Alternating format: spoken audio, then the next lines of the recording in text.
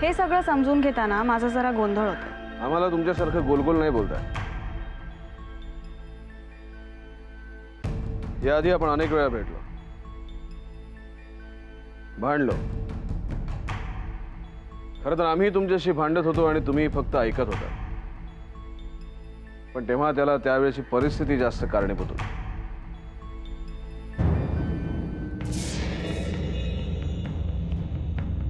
Anyway, syllabus complete झाला? Just joking.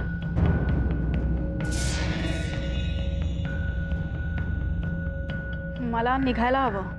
या, तुम्हाला उशीर होत असेल तर तुम्ही जरूर जा। या जगातल्या वाटा खूप छोट्या आहेत देवयाने, आणि एकमेकांना त्या कुठे ना कुठेतरी भेटत असतात। तसंच काहीसं माणसांचंही आहे।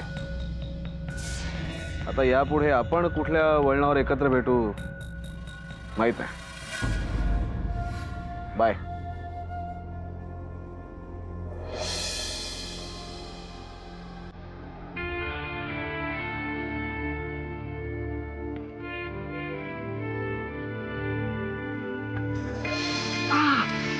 दुखतंय।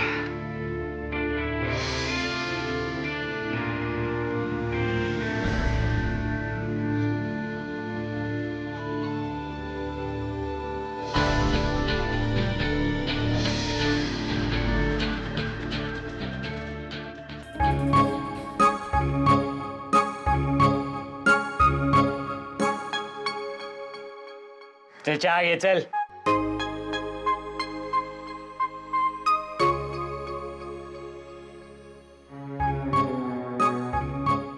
चल घे ना चहा लवकर।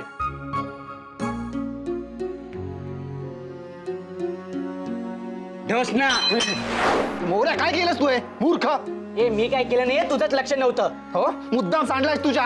यार खोटे आरोप करू नका, सांगून ठेवतो महागात पडेल। काय करशील रे? हा? काय करशील? काय करशील? काय करशील? सांग ना, काय करशील? पुढे येऊ नको, मी ओरडेन। बघा आलो, काय कर? गोदा काकू, गोदा काकू। मोर्या गोमल्याला काय झालं तुला? खाली ये। मी नाही येणार, तू मारतेस। अरे नाही बाबा, खाली ये ना। मी नाही येणार। अरे तू काकू, हे बघ, माझ्या हातावर गरम गरम चहा सांडलाय ना। हातातच जाऊ दे ग, चांगला कप फोडला आपला। अरे कधी अक्कल येणार रे तुला? अरे शहाण्यासारखं वाग ना जरा।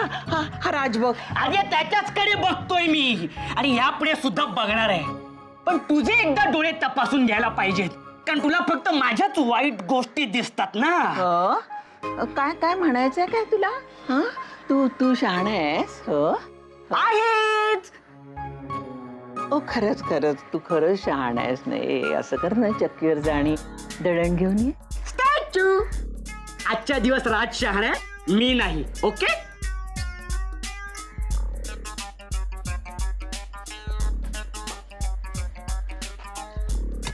काकू, तो गेला।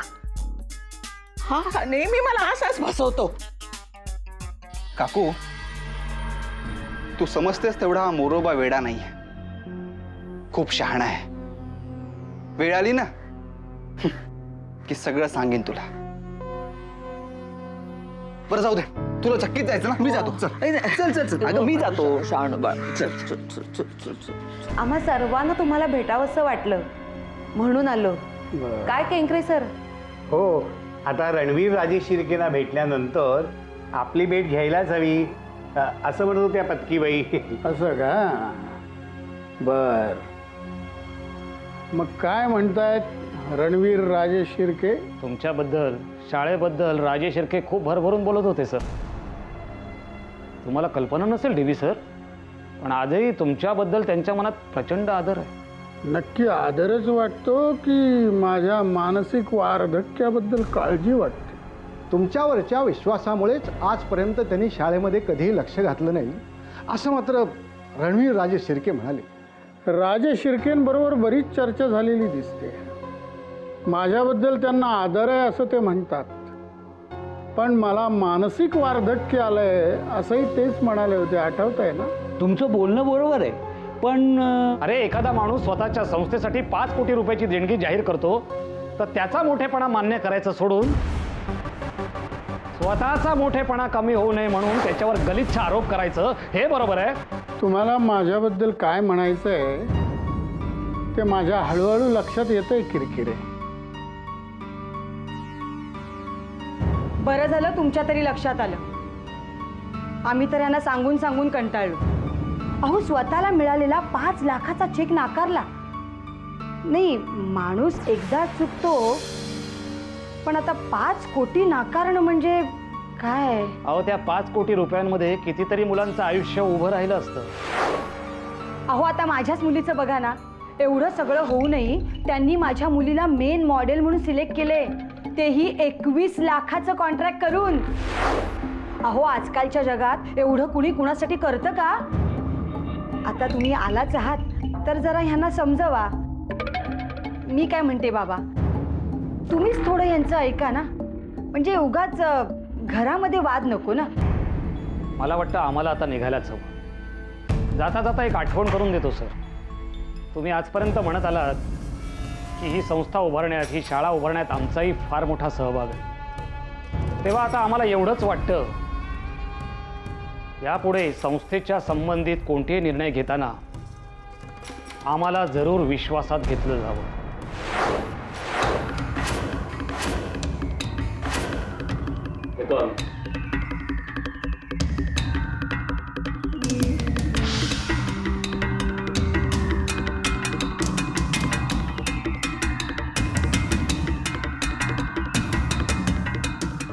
विक्रमादित्य,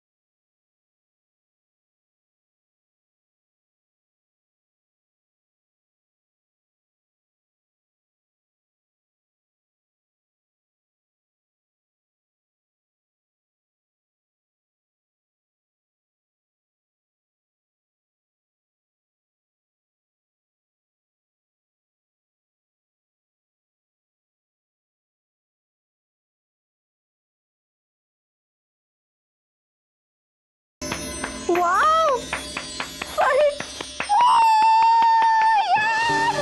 श्रावणी,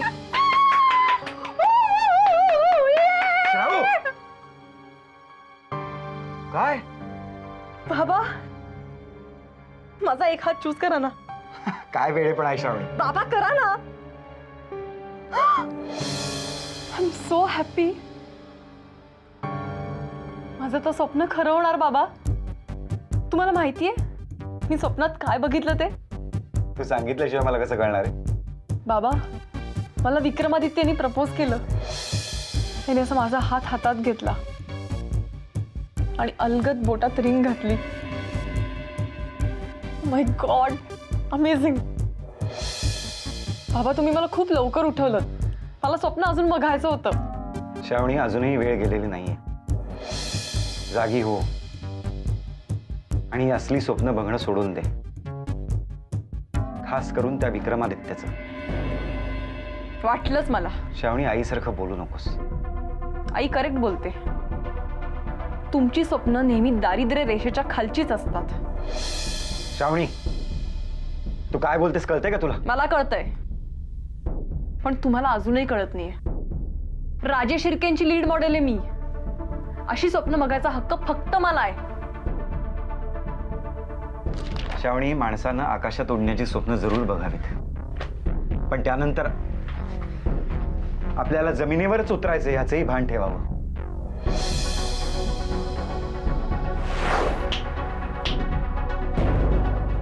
दोन असाइनमेंट्स. नाही तुम्हाला विक्रमादित्यचे सासरे बनवलं ना, तर आमचं नाव श्रावणी देशमुख नाही.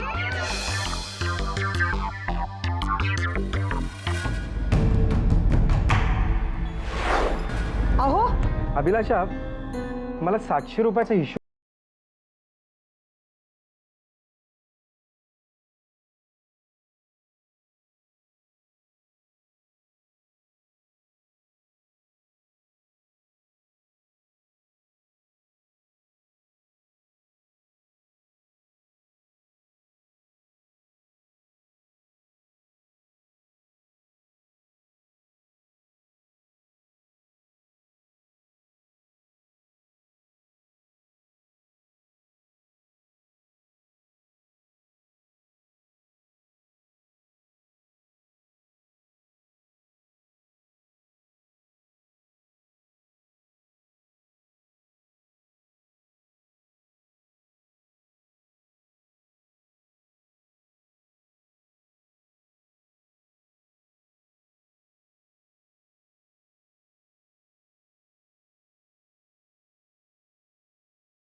बरोबर आहे.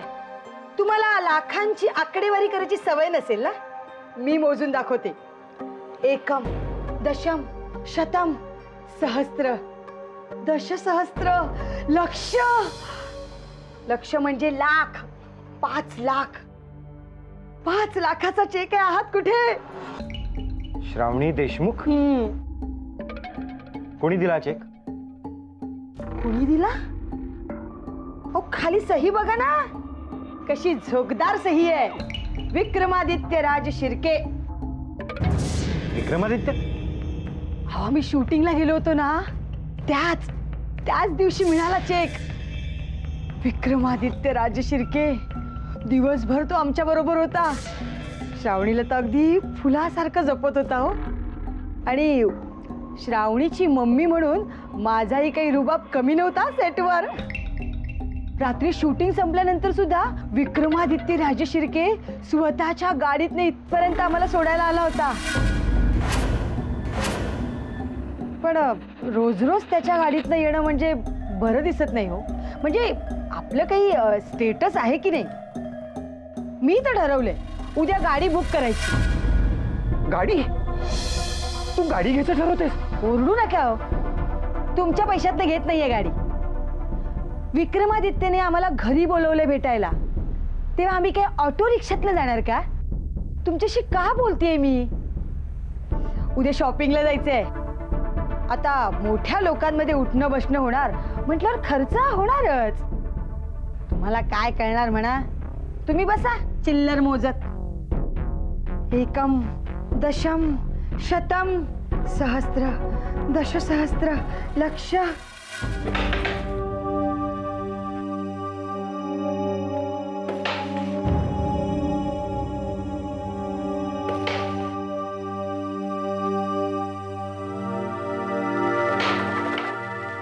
स्ट्रायकरचं काम खरं सोंगट्यांना गती द्यायचं, एक दिशा दाखवायचं. पण सोंगट्यांनीच असा असहकार पुकारल्यावर डोकं आपटून घेणं बिचाऱ्याच्या नशीब येतं. दादू असं का म्हणताय तुम्ही? प्रत्येक खेळाचा एक अंत असतोच ना. पण आता स्ट्रायकर तुमच्या हातात आहे. तुम्ही मनात आणलं तर नव्याने खेळ सुरू होऊ शकतो. आणि दादू तुम्हीच म्हणता ना, कुठलाही माणूस वाईट नसतो. परिस्थिती वाईट असते म्हणून तो तसा वागतो. दादू आता विक्रमादित्यच बघा. शाळा पाडण्याची धमकी देणारा विक्रमादित्य आणि अचानक माझ्याशी नम्रपणे वागणारा विक्रमादित्य. त्यात किती फरक होता. हे असं म्हणजे तुम्हीच सांगा दादू, हे काय समजायचं? मृगजळ म्हणायचं, मृगजळ. हाती काही न लागणार. आणि मृगजळाची व्याख्या माहीत असणाऱ्याला सुद्धा जर हे लोक मृगजळ दाखवत असतील तर फार कठीण. देऊ यांचा जन्म राजघराण्यात झाला. चाली खेळतच ते मोठे झाले. यांच्याकडे कधी कोणाचा बळी द्यायचा हे बळी जन्माला येण्याआधीच ठरलेलं असतं. आणि त्यात आपले शिक्षक काय आरामशीर बळी गेलेले. आणि यात माझ्या शाळेतल्या मुलांचं भवितव्य आधांतरी राहू नये म्हणून मी हातात स्ट्रायकर घेऊन बसलाय.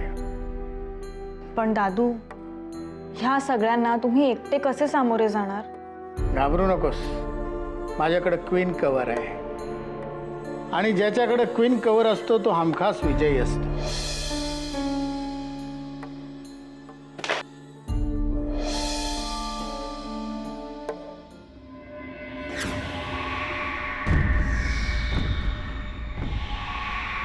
नील भैया, आम्हाला एक कळत नाहीये, तुम्हाला हवी असलेली प्रत्येक गोष्ट इथे हजर असताना तुम्हाला बाहेर जायची काय गरज आहे? आम्हाला हवी असलेली प्रत्येक गोष्ट या कैदखान्यात नाही मिळत विक्रम. तुमच्या गरजा वेगळ्या, आमच्या वेगळ्या. नील भैया,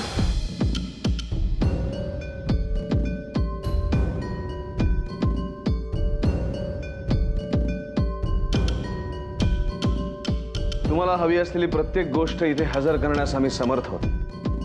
तुम्ही फक्त आवाज द्या.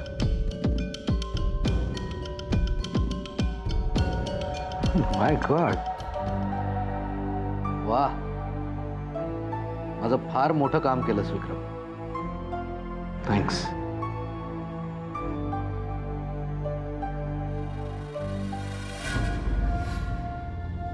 थँक्स. खरं तर आम्ही तुम्हाला म्हटलं